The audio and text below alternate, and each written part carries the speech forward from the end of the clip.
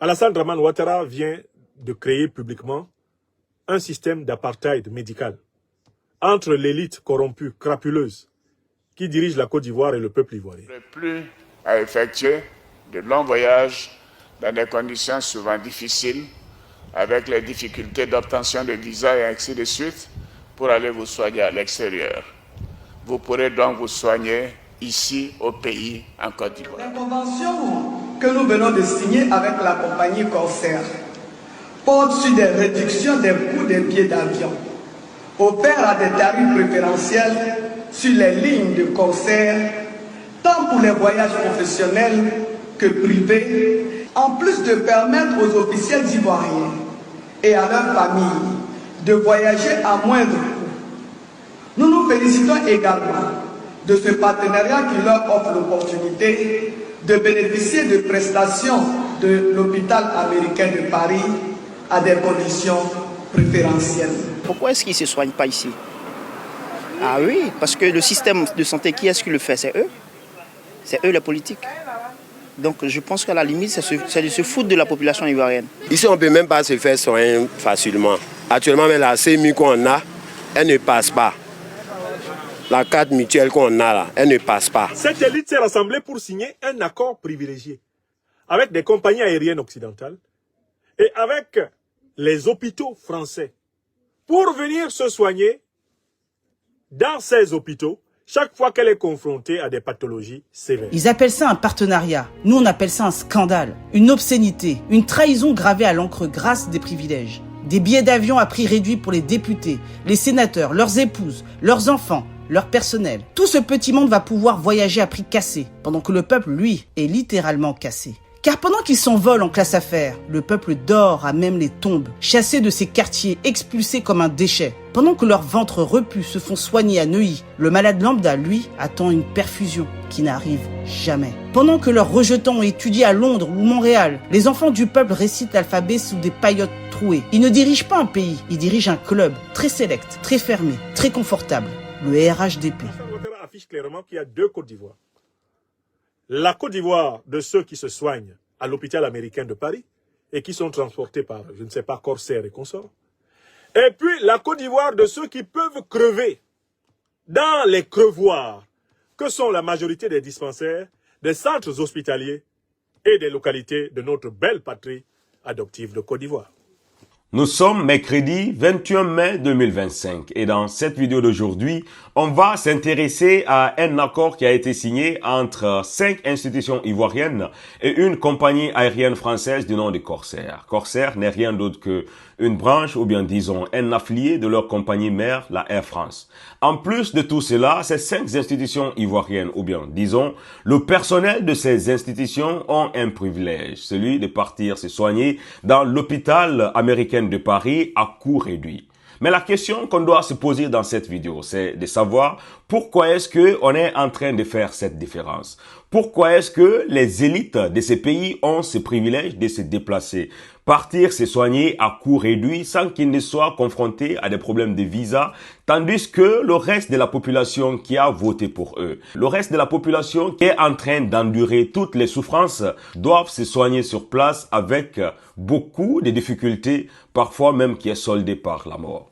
Dans cette vidéo, on va se baser sur les explications et les analyses de Dr Franklin Nyamsi afin de comprendre exactement est-ce que les promesses de M. Alassane Dramane Ouattara ont été tenues. Vu que un peu partout en Côte d'Ivoire, nous sommes en train de voir beaucoup d'infrastructures s'élever, des ponts qui ont été construits, l'organisation grandiose d'une CAN que l'Afrique n'a jamais vu son deux, mais on s'est dit que tous ces investissements devaient être tournés vers des problèmes fondamentaux, vers des problèmes vitaux pour la population ivoirienne. Bonjour et bienvenue à tous dans cette nouvelle vidéo. Je suis Gaspard Dramou et si c'est la première fois que vous regardez une de mes vidéos, n'oubliez pas de vous abonner, partager puisque ça pourrait intéresser aussi d'autres personnes. Alassane Dramane Ouattara se tient devant les Ivoiriens, auxquels il a dit, lors de ses campagnes électorales de 2010, de 2015 et même de 2020, qu'il allait garantir à chacun un toit, une couverture maladie, qu'il allait leur garantir le respect de leurs droits fondamentaux, une propriété foncière, et que plus jamais les libertés politiques fondamentales comme la liberté d'expression, la liberté d'association, la liberté de mouvement, la liberté de pensée, la liberté de croyance ne seraient violées.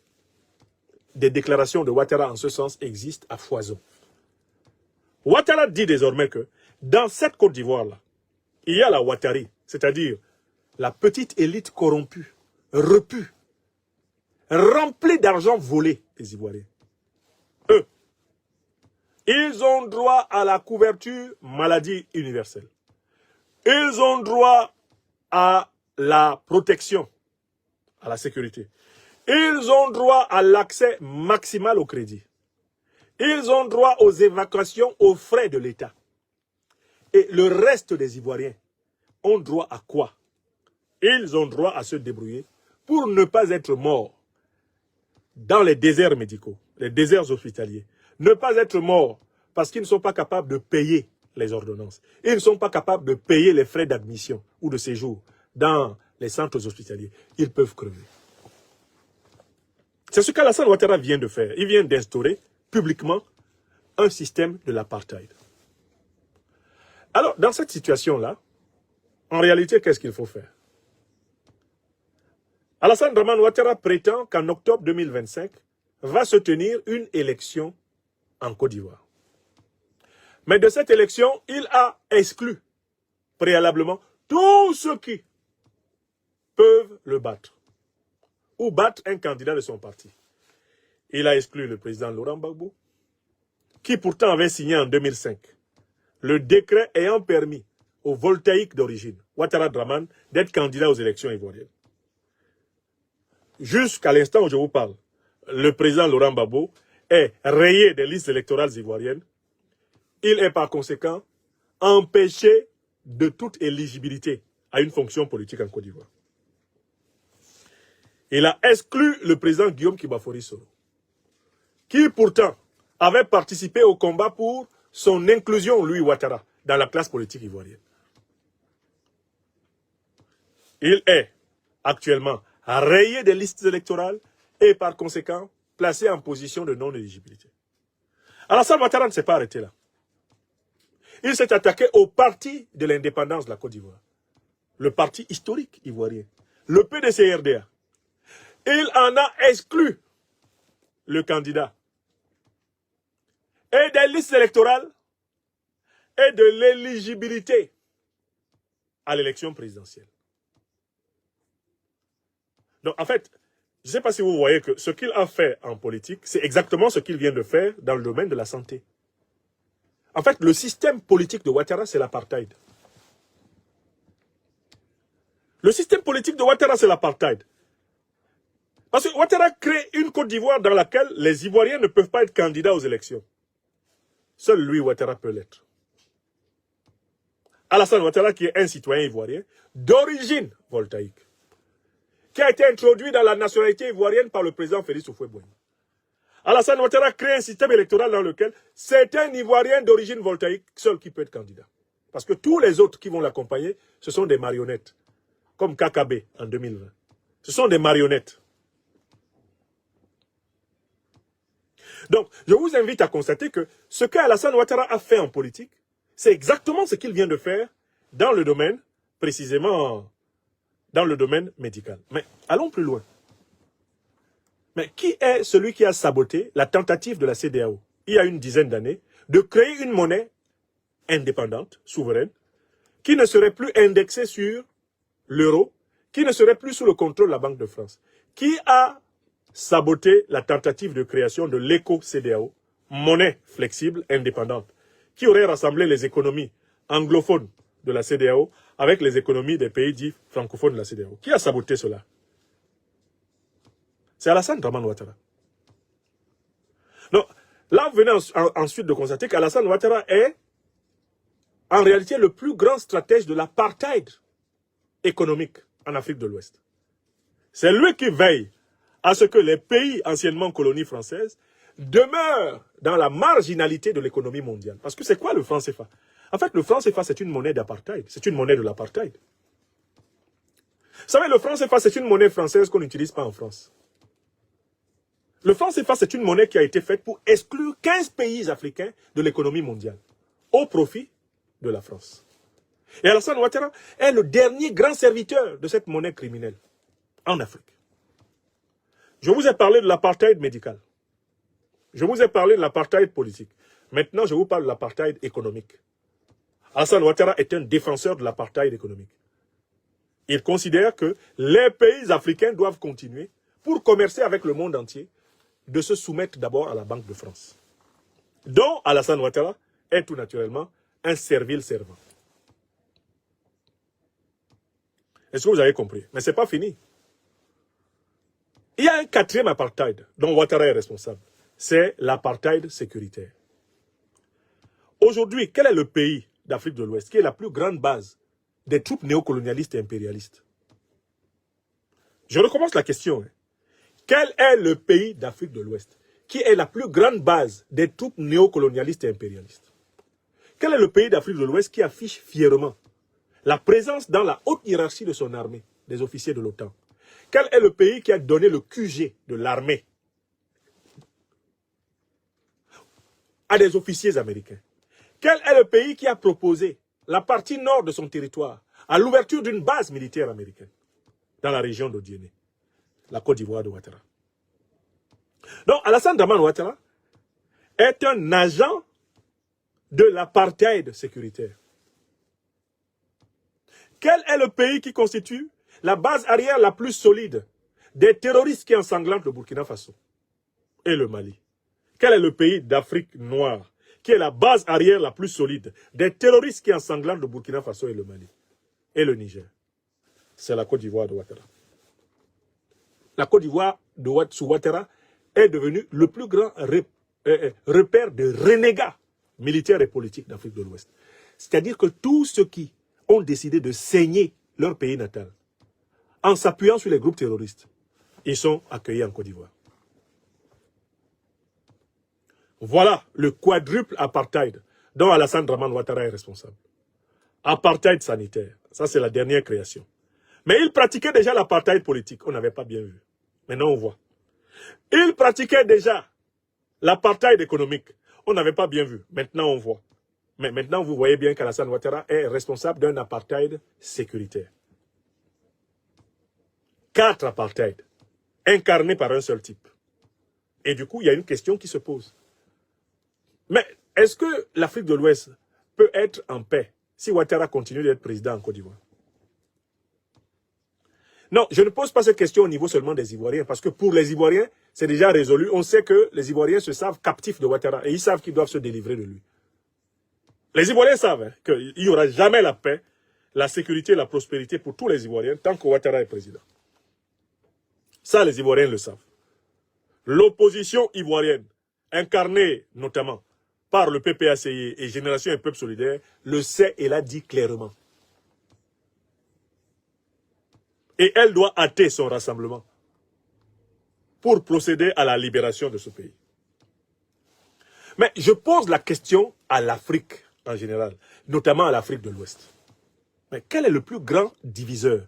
Quel est le plus grand ennemi commun de tous les pays d'Afrique de l'Ouest? C'est le régime d'Alassane Dramane Ouattara. C'est le régime d'Alassane Dramane Ouattara. Et j'enchaîne en disant, peut-on se contenter de rester sur la défensive avec ce régime? On connaît ma réponse. Alassane Dramane Ouattara a tellement nui, non seulement au peuple de Côte d'Ivoire,